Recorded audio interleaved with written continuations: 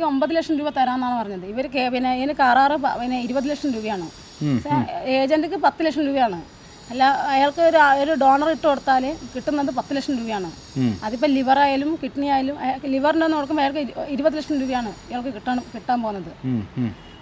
ഡോണർമാർക്ക് കൊടുക്കുന്നത് അല്ല 9 ലക്ഷം അല്ലെങ്കിൽ 10 ലക്ഷം. ആ ലിവറിൻ്റെ ആൾക്കാർക്കാണ് 10 കൊടുക്കും, കിഡ്നീൻ്റെ ആൾക്കാർക്ക് 9 കൊടുക്കാറുള്ളൂ. ഹോസ്പിറ്റലും കൂടെ അറിയാതെ ഈ സംഭവം നടത്താൻ പറ്റുമോ? ഹോസ്പിറ്റലും കൂടി അറിഞ്ഞിട്ടാണ് നടത്തുന്നത്. കോടിക്കണക്കിന് രൂപയുടെ കിഡ്നിയും അതേപോലെ ലൈവറും എല്ലാം കച്ചവടം ചെയ്യുന്ന ഒരു സ്ഥലമാണ് ഈ പ്രദേശമെന്ന് നേരത്തെ ആരോപണമുണ്ടെന്ന് അറിയാമോ? ഇല്ല, അറിയില്ല. നമസ്കാരം. ഈ കഴിഞ്ഞ ദിവസമാണ് ക്രൈമിന് ഒരു യുവതിയും അതേപോലെ 2 യുവാക്കളും ചേർന്ന് അഭിമുഖം തന്നത്. അവരുടെ അഭിമുഖം കിട്ടാൻ കാരണം അവർ എറണാകുളം യൂസഫ് അലിയുടെ ഹോസ്പിറ്റലിൽ വൃക്ക തട്ടിയെടുക്കുന്നതിന് ഭാഗമായി അവയവ മാഫിയയുടെ വലയിൽപ്പെടുകയും ഹോസ്പിറ്റലിൽ ഈ വൃക്ക തട്ടിയെടുക്കാനുള്ള ക്രമീകരണങ്ങൾ നടക്കുകയും ചെയ്യുന്ന ഒരു പ്രത്യേക ഘട്ടത്തിൽ ആ സമയത്ത് ആ യുവതി രക്ഷപ്പെടാൻ വേണ്ടി അവരുടെ ഇപ്പോഴത്തെ ലിവിങ് ടൂതറായ ഭർത്താവിനെയും അതോടൊപ്പം തന്നെ ഇവിടെയുള്ള എറണാകുളത്തൊരു ഓട്ടോറിക്ഷ ഡ്രൈവറെയും സഹായത്തിന് വിളിക്കുകയും അവരാണ് ഈ യുവതിയെ രക്ഷപ്പെടുത്തി കൊണ്ടുപോയത്. അന്ന് യുവതി നൽകിയ ഇൻ്റർവ്യൂ ഇന്ന് ഇപ്പോൾ വലിയ വിവാദമായി. ഇപ്പോൾ ആ യുവതിയുടെ പരാതിയിൽ ഒരു നടപടിയും എടുക്കാതെ പോലീസ് മിണ്ടാതിരിക്കുകയായിരുന്നു. ഇതിനിടയിൽ കേരളത്തിലെ വൃക്ക റാക്കറ്റിനെ കുറിച്ചുള്ള വാർത്തകൾ വലിയ തോതിൽ വാർത്തയായി വന്നിരുന്നു. ഇറാനിലേക്ക് കൊണ്ടുപോയി ഇവിടെ നിന്ന് പലരെയും ജോലിക്കാണെന്ന് കൊണ്ടുപോവുകയും അവിടെ അവയവങ്ങൾ തട്ടിയെടുക്കുകയും ചെയ്യുന്ന വലിയ മാഫിയ പ്രവർത്തിക്കുന്നു എന്നുള്ള വാർത്തകൾ പുറത്തു വന്നത്. അത് വലിയ വാർത്തകളായി പത്രങ്ങളിൽ നിറഞ്ഞു നിന്നോടെ പോലീസ് ഇന്നലെ വരെ ഉണ്ടായിരുന്ന അനക്കാപ്പാറ നയം അവസാനിപ്പിക്കുകയും ഇപ്പോൾ കേസ് എടുക്കാൻ തുടങ്ങി. ഇതിൽ പ്രധാനപ്പെട്ട പ്രതി എന്ന് പറയുന്നത് ബെന്നിയാണ്. ഈ ബെന്നി ഏകദേശം 43 കിഡ്നിയാണ് തട്ടിയെടുത്തിട്ടുള്ളത് എന്നാണ് ഈ പറയുന്ന യുവതിയും അതേപോലെ 2 പേരും അന്ന് ക്രൈമിന് തന്ന ഇൻ്റർവ്യൂ.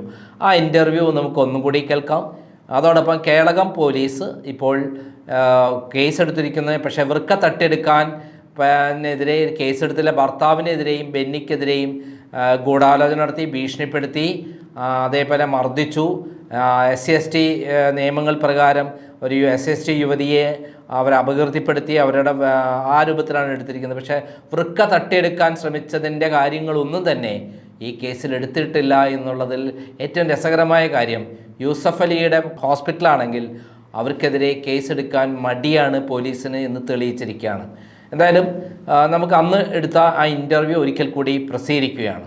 കേരളത്തിൽ അവയവ മാഫിയ പ്രവർത്തിക്കുന്നതിനെതിരെ ആദ്യമായി വാർത്ത കൊണ്ടുവന്ന പത്രപ്രവർത്തകനാണ് ഞാൻ. കോളിളക്കമുണ്ടാക്കിയ കോഴിക്കോട് ബേബി മെമ്മോറിയൽ ഹോസ്പിറ്റലെയും നാഷണൽ ഹോസ്പിറ്റലെയും വൃക്ക തട്ടിപ്പിനെതിരെയാണ് ഞാൻ വാർത്ത കൊണ്ടുവന്നത്. അന്ന് പാവപ്പെട്ട ആദിവാസികളുടെ വൃക്കയടക്കം അടിച്ചുമാറ്റി അവരുടെ ദാരിദ്ര്യവും അതേപോലെ വിവരമില്ലായ്മയും ചൂഷണം ചെയ്തുകൊണ്ടാണ് അന്ന് ഹോസ്പിറ്റൽ വലിയ തട്ടിപ്പ് നടത്തിയിട്ടുള്ളത്. അത് വലിയ വിവാദമാവുകയും കേരള സർക്കാർ അന്വേഷണം പ്രഖ്യാപിക്കുകയും ആ അന്വേഷണത്തിൽ ക്രൈം കൊണ്ടുവന്ന വാർത്ത സത്യമാണെന്ന് പുറം ലോകം അറിയുകയും ചെയ്തു. അന്ന് മനുഷ്യാവകാശ കമ്മീഷനും അതേപോലെ IMAയും അന്വേഷണം നടത്തി അന്ന് അവർ കണ്ടെത്തിയ കാര്യം വലിയ ഞെട്ടിക്കുന്ന കാര്യങ്ങളാണ്.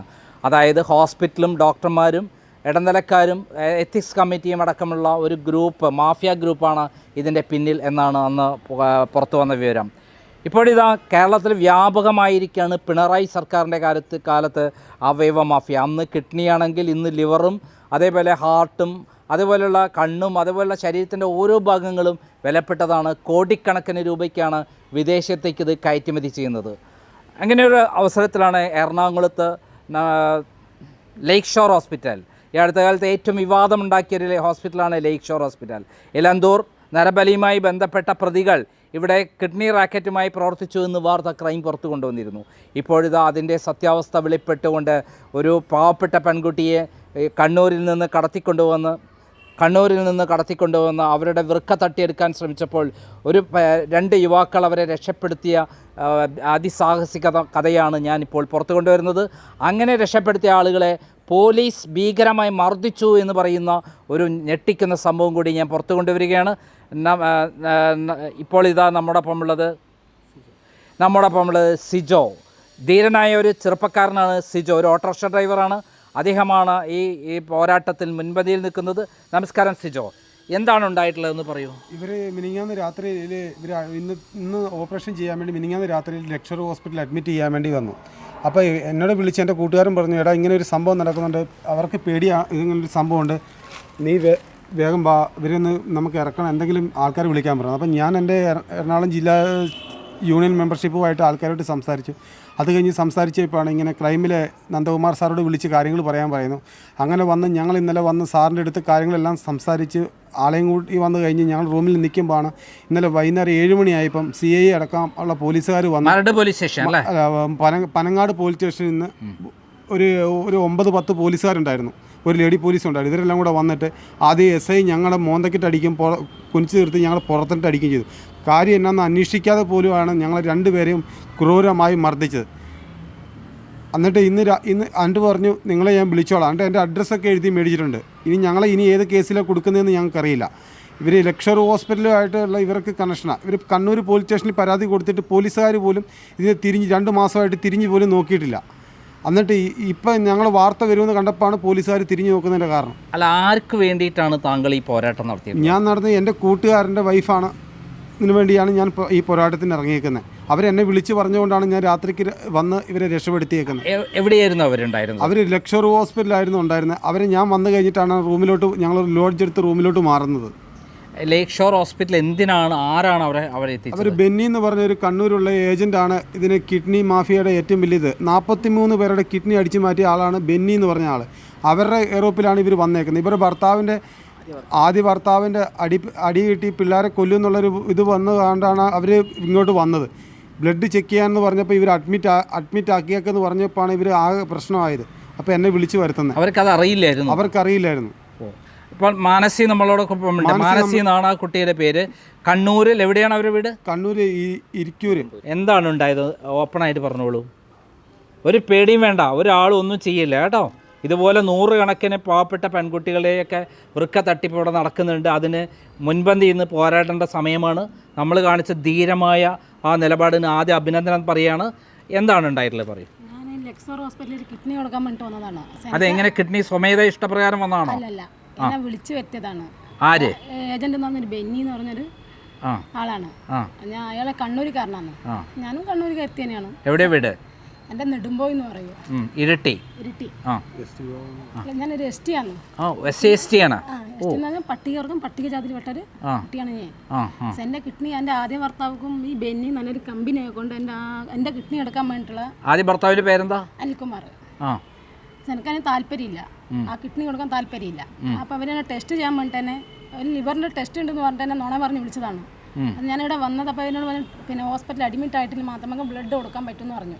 പക്ഷെ എനിക്കതിന് താല്പര്യമില്ലായിരുന്നു. പക്ഷെ എന്നെ അവിടെ ബ്ലോക്ക് ആക്കാൻ നോക്കിയതായിരുന്നു ഹോസ്പിറ്റലിൽ. പക്ഷെ ഞാൻ ആ സമയത്താണ് ഇവരോട് പറയുന്നത്. ഇവരോട് പറഞ്ഞപ്പോൾ ഇവരെന്നെ രക്ഷിക്കാൻ വേണ്ടിയിട്ട് വന്നതാണ്. ലേക്ക് ഷോർ ഹോസ്പിറ്റലിൽ എവിടെയാണ് ഉണ്ടായിരുന്നത്? നമ്മൾ 12ാം നിലയിലായിരുന്നു. ഞാൻ എനിക്ക് വൈത്തെറ്റിപ്പോയിരുന്നു. ഹോസ്പിറ്റലിൽ കയറുമ്പോൾ എനിക്ക് വൈത്തെറ്റിപ്പോയിരുന്നു. ഞാൻ എവിടെയോ കയറി മുകളത്തെ 12ാം നില എത്തിപ്പോയി. ആ സമയത്താണ് ഞാൻ സിനോജിനെ വിളിക്കുന്നത്. സിനോജിനെ വിളിച്ച് ഞാൻ കാര്യങ്ങൾ പറഞ്ഞു. അവിടെ സിനോജിൻ്റെ സുഹൃത്തിനെ വിളിച്ചപ്പോൾ സുഹൃത്ത് വന്ന് ആ സമയത്ത് എന്നെ അവിടെ നിന്ന് രസിച്ചത് ഇവരാന്ന്. സിനോജാണ് എന്നെ രസിച്ചത്. എന്നോട് പറഞ്ഞു നീ എങ്ങനെയെങ്കിലും പുറത്തിറങ്ങും, പുറത്ത് ഞാനൊരു ഓട്ടം കൂട്ടി വരാം, നീ എങ്ങനെയും പുറത്തിറങ്ങുമെന്ന് പറഞ്ഞ് ഞാൻ അങ്ങനെ എങ്ങനെയൊക്കെ ആയി. ഞാൻ അടുത്ത സിസ്റ്റർമാരോട് ചോദിച്ച് അവർക്ക് പുറത്തേക്ക് പോകേണ്ട വഴികൾ എനിക്ക് അറിയില്ല, എനിക്കൊന്ന് പറഞ്ഞുതരാമോന്ന് പറഞ്ഞു. അവരെയൊക്കെ കാണിച്ചു തന്നപ്പോൾ ഞാൻ ആ സമയത്ത് ഞാൻ പുറത്തിറങ്ങിയത്. ആ സമയത്ത് സിനോജ് വണ്ടിയും കൂട്ടി ഒരു ഓട്ടം കൂട്ടി വന്നിട്ട് എന്നെ അന്ന് രസിക്കുക ചെയ്തത്. ആ സമയത്ത് ഇന്നലെ എന്ന് പറഞ്ഞാൽ ഞാൻ എൻ്റെ കണ്ണൂരിൽ ഞാൻ എൻ്റെ പോലീസുകാർക്ക് ഞാനൊരു വിവരം കൊടുത്തായിരുന്നു. കണ്ണൂരിലെ ഞാൻ എൻ്റെ ഏരിയ പിന്നെ ഇരിട്ടി DYSPക്ക് ഞാൻ പരാതി കൊടുത്തായിരുന്നു. എന്താ പരാതി പറഞ്ഞത്? അത് ഞാൻ എനിക്കിങ്ങനെ ഒരു എനിക്ക് കിഡ്നിക്ക് താല്പര്യമില്ല കൊടുക്കാൻ. എൻ്റെ ഭർത്താവ് എന്നെ ഇങ്ങനെ മുൻ ഭർത്താവ് എന്നെ ഭീഷണിപ്പെടുത്തി എൻ്റെ കിഡ്നി എടുക്കാൻ തീരുമാനിച്ചെന്ന് പറഞ്ഞ് ഞാനൊരു കംപ്ലയിൻറ്റ് കൊടുത്തു. അടുത്ത DYSP അത് അന്വേഷണം തുടങ്ങിയിട്ടില്ല. ഞാൻ എൻ്റെ ഏരിയ പിന്നെ പോലീസ് സ്റ്റേഷനിൽ പരാതി കൊടുത്തിട്ട് അവർ അന്വേഷണം തുടങ്ങിയിട്ടില്ല. മിഞ്ഞാന്ന് ഞാൻ വിളിച്ചവരെ ഫോണിലോട്ട് ഞാൻ വിളിച്ച് സംസാരിച്ചപ്പോൾ അവർ ഇവിടുത്തെ പോലീസുകാരോട് വർത്തമാനം പറഞ്ഞ് അവരോട് വരാൻ പറഞ്ഞു. പക്ഷേ പോലീസുകാർ കയറി വന്ന് ഇവരെ അടിക്കുമെന്നുള്ള പ്രതീക്ഷ ഞാനില്ലായിരുന്നു. ഇവർ രണ്ടാളും ഒരു റൂമിലിരിക്കുകയാണ്, ഞാൻ ഒറ്റ റൂമിലാണ്. പക്ഷെ അവർ കയറി വന്നപ്പോഴും ഞാൻ എൻ്റെ 2ാം ഭർത്താവെന്ന് ഇവരെ പറഞ്ഞിട്ടും സിനോജ് എൻ്റെ 2ാം ഭർത്താവെന്ന് ഞാൻ പറഞ്ഞിട്ടും അവർ ഇയാളെ അടിക്കുകയാണ് ചെയ്തത്. ഇവരെ അടിച്ച് അവരുടെ കൂട്ടുകാരനെ അടിച്ച്. അതിൻ്റെ ഒരു ആവശ്യമില്ലായിരുന്നു പോലീസുകാർ ഒരു കാര്യം ചോദിച്ചിട്ട് വേണം വന്നിട്ട് ചോദിക്കുക ആരാ എന്താണെന്നൊക്കെ. ചോദ്യവും ഇല്ല, കുറച്ചിലെ വാതിൽ മുട്ടുക, കയറി ഒന്ന് അടിക്കുക. അതായിരുന്നു പോലീസുകാർ ഇന്നലെ ചെയ്ത പരിപാടി. അതായത് നമ്മൾ പരാതിയിൽ നമ്മളെ കിഡ്നി ഇവർ തട്ടിയെടുക്കാൻ ശ്രമിക്കുന്നുണ്ട്. അവർ എത്ര രൂപയ്ക്കാണ് കച്ചവടം ചെയ്തത്? എനിക്ക് 9 ലക്ഷം രൂപ തരാമെന്നാണ് പറഞ്ഞത്. ഇവർ പിന്നെ ഇതിന് കരാറ് 20 ലക്ഷം രൂപയാണ്. ഏജന്റിക്ക് 10 ലക്ഷം രൂപയാണ്. അല്ല, അയാൾക്ക് ഒരു ഡോണർ ഇട്ട് കൊടുത്താൽ കിട്ടുന്നത് 10 ലക്ഷം രൂപയാണ്. അതിപ്പോൾ ലിവർ ആയാലും കിഡ്നി ആയാലും, ലിവറിൻ്റെ നോക്കുമ്പോൾ അയാൾക്ക് 20 ലക്ഷം രൂപയാണ് ഇയാൾക്ക് കിട്ടാൻ പോകുന്നത്. ഡോണർമാർക്ക് കൊടുക്കുന്നത് അല്ല 9 ലക്ഷം അല്ലെങ്കിൽ 10 ലക്ഷം. ആ ലിവറിൻ്റെ ആൾക്കാർക്കാണ് 10 കൊടുക്കും, കിഡ്നീൻ്റെ ആൾക്കാർക്ക് 9 കൊടുക്കാറുള്ളൂ. നമ്മൾ ആർക്കാ എന്താ ഒന്നും അറിയില്ല, നമ്മളെ ഈ കിഡ്നി കൊടുക്കുക എന്നുള്ളത് മാത്രമാണ് നമ്മളോട് പറഞ്ഞിരിക്കുന്നത്. അല്ല, ആരെയും പേര് പറഞ്ഞിട്ടുണ്ടോ? പേര് പറഞ്ഞിട്ടുണ്ട്. ആർക്ക് വേണ്ടിയിട്ടാണ്? അവർ അജ്മല എന്ന് പറഞ്ഞൊരു മുസ്ലിം കുട്ടിയാണ്, അതും കണ്ണൂരുള്ള കുട്ടിയാണ്. ആ കുട്ടിക്കാണ് കിഡ്നി കൊടുക്കാമെന്ന് പറഞ്ഞത്. പക്ഷെ എനിക്ക് ടെസ്റ്റുകളൊക്കെ ബെന്നി എന്നോട് പറഞ്ഞത് 2-3 ടെസ്റ്റ് നമുക്ക് ഈ ടെസ്റ്റ് പൊട്ടിക്കാം, മാനസി പറയുന്ന എത്ര പൈസ വേണം നമ്മൾ തരാം, 1 ലക്ഷം 1 ലക്ഷം 2 ലക്ഷം 2 തരാമെന്ന് പറഞ്ഞു. ഞാൻ വിചാരിച്ചത് അങ്ങനെ ആയിരിക്കാം എന്നുള്ള ധാരണത്തിലായിരുന്നു ഞാൻ മുന്നോട്ട് പോയത്. അവർ നോക്കുമ്പോൾ ലാസ്റ്റ് എല്ലാ ടെസ്റ്റുകൾ കഴിഞ്ഞ് നോക്കുമ്പോൾ എന്നെ ഇതാക്കി കളഞ്ഞു. എന്ന് പറഞ്ഞാൽ അവരെന്നെ കൊടുക്കാനുള്ള ഹോസ്പിറ്റലിൽ ബന്ധമില്ലാതെ ഇത്തരം കാര്യങ്ങൾ നടത്താൻ പറ്റുമോ? അതെ, ഹോസ്പിറ്റലിൽ നമ്മൾ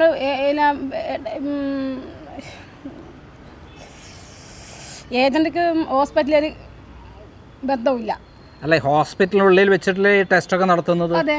അപ്പോൾ അതിൻ്റെ ഉള്ളിൽ കൊണ്ടുപോകണമെങ്കിൽ കൃത്യമായിട്ട് അവർക്ക് ഹോസ്പിറ്റലിൻ്റെ സഹകരണം വേണ്ടേ?